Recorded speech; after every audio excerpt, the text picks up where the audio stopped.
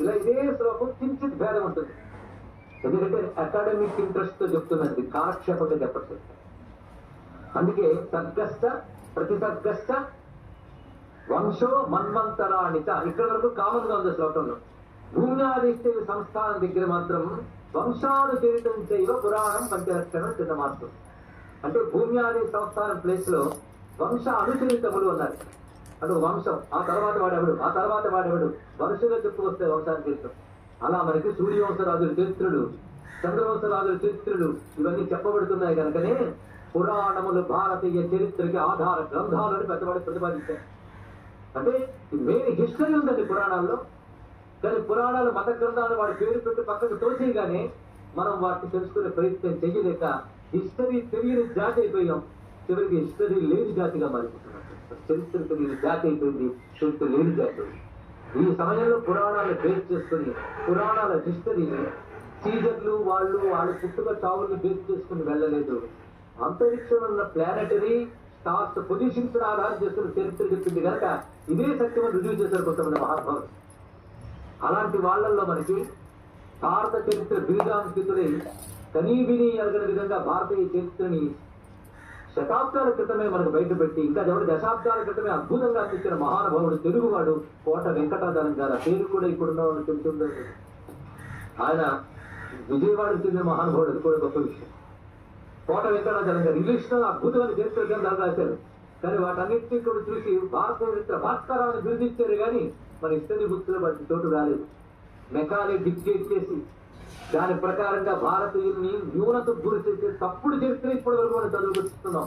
ఇప్పటికీ సంస్కరించడానికి అవకాశం లేని విధంగా ఉన్నాం. సంస్కరించబోతే ప్రమాదాలు ముంచేటట్టుగా 75 ఏళ్ల చరిత్రలో భారత జాతికి తన మీద తన గౌరవం లేకుండా చేశారండి. మాట చెప్పడానికి వెనకాడట్లేదు.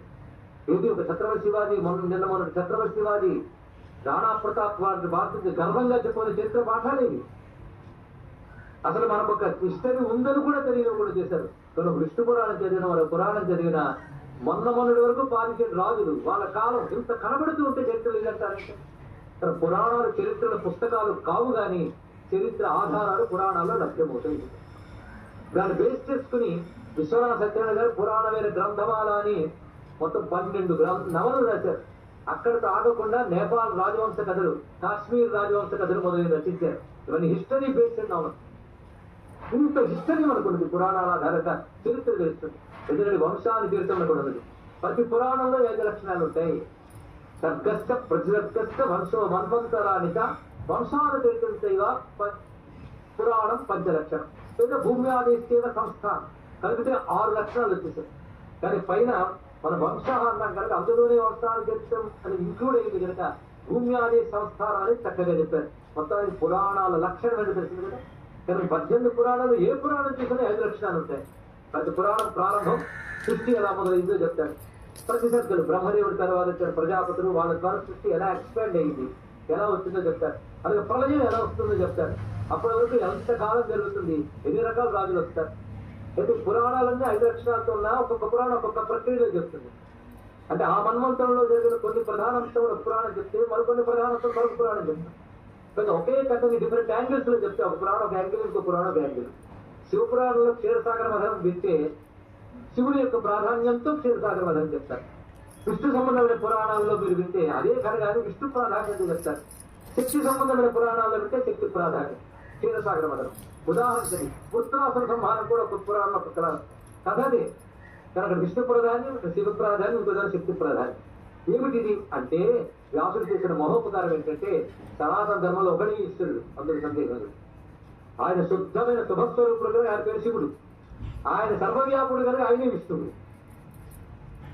ఆయన తన శక్తితో ఇదంతా చేస్తుంది కనుక ఆయనే శక్తి అని ఒకే పరమాత్మని రకరకాల రూపాలతో ఉపాసించేటువంటి విధానాలు ఏర్పరిచారు. రకరకాల జీవలక్షణాలు, రకరకాల అభిరుచులు ఉంటాయి. వాళ్ళ కోసం విష్ణువే ప్రధానం అనుకునే వాళ్ళకి విష్ణు ప్రధాన పురాణాలు, శివుడే ప్రధానం అనుకునే వాడికి శివ ప్రధాన పురాణాలు, శక్తిని ప్రధానంగా ఆరాధించే వారికి శక్తి ప్రధాన పురాణాలు, గణేశుడు ప్రధానం అనుకునే వాళ్ళకి గణేశ పురాణాలు, సూర్య సంబంధంగా ఆరాధించే వారికి సౌర పురాణాలు, ఇలా అందించాడు మహానుభావుడు. అందులో ఉన్నవి ఇందులో ఉన్న ప్రాధాన్యాలు బట్టి ఉంటాయి. అందరి కోసం. కానీ అన్నీ కలిపి అభేదంతో చూడాలన్న విషయం ప్రతి పురాణంలో చెప్పారండి. వేరు చూడకూడదు అని ప్రతి పురాణంలో చెప్పారు. ఇది మాత్రం గుర్తుపెట్టుకోండి. విష్ణు పురాణంలో విష్ణువు గొప్పతనం చెప్తున్నా, నువ్వు అంత విష్ణువు గొప్పగా భావించు, ఆ విష్ణువు శివుడిని తెలుసుకో అన్నారు. అది గొప్ప విషయం. ఆ వాక్యాలు మూసేసి శివనింద చేస్తున్న వైష్ణవం, విష్ణునింద చేస్తున్న శైవం రెండూ కూడా సనాతన ధర్మానికి ప్రాతినిధ్యం వహించబోతు. అభేదమే సనాతన ధర్మ విజ్ఞానం. అది వ్యాసముడి. అదే వ్యాసుడు, ఒక్క వ్యాసుడు వృద్ధి చేస్తూ ఇన్ని పురాణాలు చక్కగా విభాగం చేసి మనకు అందించారు. ఇక్కడ పురాణ లక్షణాలు విన్నారు కదా, ఇది పురాణాల పేర్లు. పురాణం పేర్లు చదివితే బాగుపడిపోతాయండి. అశ్వమేధ యాగం చేసినంత పుణ్యం వస్తుందయ్యా పురాణాల పేర్లు పలికితే అన్నారు శాస్త్రంలో. అత్యద్భుతమైన మాట. కనీసం పేర్లేనా పలకరు కదా. అష్టాదశ పురాణానాం నామధేయాని పఠేత్ త్రిసంధ్యం జపతే నిత్యం సోత్సమేధ ఫలం లభేత్. అని అర్థం ఏంటంటే 18 పురాణాల పేర్లు ఒక్కసారైనా పఠించిన లేదా 3 సంధ్యల్లో పఠించినట్లయితే అశ్వమేధాన్ని యాగములు చేసిన ఫలితం లభిస్తుంది అన్నారు. ఇక్కడ ఒక్కసారి అడుగుతాను, 18 పురాణాల పేర్లు తరుగుకుండా చెప్పగలమా? పేర్లు పురాణాల్లో ఏమున్నాయో పక్కన పెడతాం. అంటే మన వాళ్ళు జ్ఞాపకం పెట్టుకోవడానికి వాళ్ళు చేసిన ప్రక్రియలు చాలా అద్భుతమైన. మ్యాథమెటిక్స్ వాడారు పురాణాల్లో. మ్యాథమెటిక్స్ ఎవరైనా రీసెర్చ్ చేస్తూ చూపిస్తాం. పురాణాల్లో ఆయుర్వేదం, పురాణాల్లో రత్నశాస్త్రం.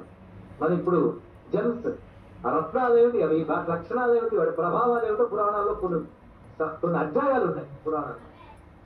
అది ఆయుర్వేదం గురించి, మెడిసిన్ గురించి ఏ లక్షణాలు ఉంటాయి, ఏ మెడిసిన్స్ ఉంటాయి, ఎలా ఉంటాయి పురాణం చెప్పింది. దీన్ని బట్టి భారతీయుల సర్వ విజ్ఞానాన్ని ఏకత్వంగా చేసింది పురాణం తెలుసుకోండి. తీర్థానికి తీర్థం, ప్రసాదానికి ప్రసాదంగా కాకుండా. అది జ్యోతిష్ శాస్త్ర విషయాలు, గ్రహాలు, నక్షత్రాలు, వాటి ప్రభావాలు మన మీద ఉంటాయి. ఆ పుట్టిన దాన్ని బట్టి వాడి జాతకం. కొంతమంది నేను జాతకాలు నమ్మని అంటారు కదా, పక్కన జాతకం చూపించుకొని స్టేజ్ చెప్తారు వాడు. అవునా లేదా? ఖచ్చితంగా జ్యోతిష్ శాస్త్రం యొక్క ప్రత్యక్ష అనుభవం పొందిన వాళ్ళు చాలా మంది ఉంటారు. అయితే ఎక్కడైనా తప్పు జరిగిందంటే శాస్త్రవేత్తల వల్ల కానీ శాస్త్రం వల్ల కాదు. వైద్యుడు తప్పు చేయొచ్చు కానీ వైద్య శాస్త్రం తప్పు చేయదు. అలాగా జ్యోతి విజ్ఞానం అనుకుంది. పురాణాలు ఎలా చెప్తాయో అర్థం చేసుకోవాలి. అప్పుడు మనం అన్నిటికీ సమాధానం చెప్పగలం. తెలుసా భారత జాతి మీకు ఓపిక ఉండాలి. కానీ ఇంతమంది దేవుళ్ళు ఎందుకు అని అడిగితే పురాణ ఆధారంగా సమాధానం చెప్పాలి.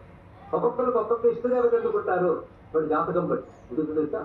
వాడి జాతకంలో ఎలాగైతే కలెక్టర్ స్థానం, ఇంకో స్థానం ఎలా ఉంటాయో ఇష్టదేవత స్థానం ఉంటుంది. అందులో ఉన్న గ్రహం బట్టి వాడి ఇష్టదేవత విజయం ఉంటుంది తెలుసా. ఇది రహస్యం. ఆ స్థానంలో ఆదిత్యుడు ఉంటే వాడు శివుడు ఇష్టదైవం ఉంటాడు. ఆ స్థానంలో బుధుడు ఉంటే విష్ణు ఇష్టదైవం ఉంటాడు. ఎందుకంటే ఆ దేవత ఆ గ్రహానికి అనుబంధం. అలాగా విభాగం చేసి ఏ వారం, ఏ గ్రహం, ఏ అనుబంధం చెప్పి ఆ దేవతా విజ్ఞానం ఎంత ఉంటే మీకు ఎక్కువ మంది దేవతలు అంటే అవును కామోసులు వీడు అనుకుని అంతేగాని ఉంటే తప్పేమిస్తున్నా అని అడగలేకపోతాను మనం చెప్పండి. ఇలాగా ఎంత విజ్ఞానం ఉంది గ్రహించడానికి. అలాంటి విజ్ఞానం చెప్తున్నట్టు పురాణాలు పేర్లు కలుసుకుని ధన్యం వేపుతాను. అయితే మనం ఈ రోజుల్లో పురాణాలు చెప్తున్నారు కానీ అందరూ అన్ని పురాణాలు చెప్పడం లేదు. మన రామాయణం, భారతం చెప్పినా పురాణం చెప్తున్నారంటాం. ఆయన చెప్పాడు భారతం ఇతిహాసం అన్నాడు. పురాణంలో రాసిన ఇతిహాసం అది. పురాణ లక్షణాలతో ఇతిహాసం రాశాడు భారతాన్ని. కానీ రామాయణం మాత్రం పురాణ లక్షణం లేదు.